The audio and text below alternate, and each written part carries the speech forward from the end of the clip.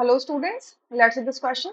The question says in which technique same solvent is repeatedly used for extraction of compound?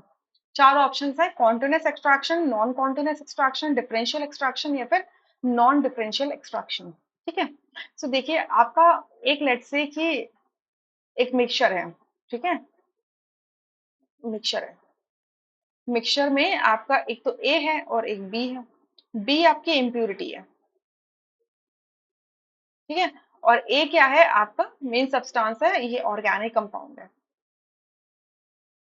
या अब इस organic compound की obviously different solubility होगी, किसमें, aqueous solvent में and आपके ऑर्गेनिक सॉल्वेंट में। एक्वस सॉल्वेंट में ये ऑर्गेनिक कंपाउंड लेस सॉल्युबल होगा, राइट, एंड ऑर्गेनिक सॉल्वेंट में ये ऑर्गेनिक कंपाउंड मोर सॉल्युबल होगा।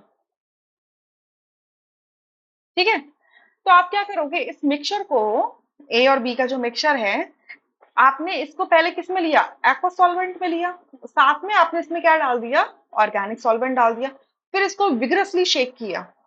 तो आप थोड़े टाइम बाद क्या देखोगे सेपरेटरी फनल के अंदर कि दो लेयर्स का फॉर्मेशन होगा, दो लेयर्स का फॉर्मेशन होगा।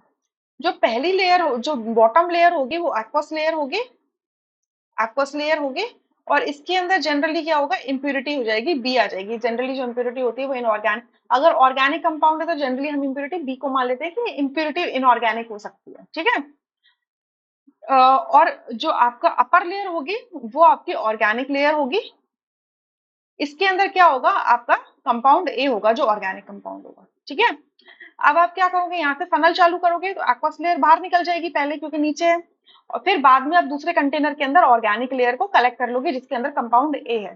ठीक है, अब अगर ए की सॉल्युबिलिटी बी में काफी ज्यादा है, ठीक है, ए की सॉल्युबिलिटी अगर बी में काफी ज्यादा है, if the organic compound is less soluble in organic solvent, a very large quantity of solvent would be required to extract even a small quantity of the compound. This technique of continuous extraction is employed in such cases.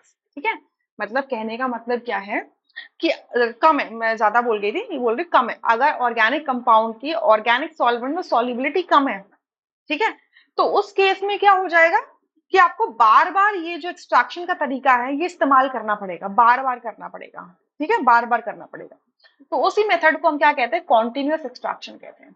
सो यहाँ पर लिखा भी है same solvent is repeatedly used, so A option correct हो जाएगा। I hope you understood, thank you.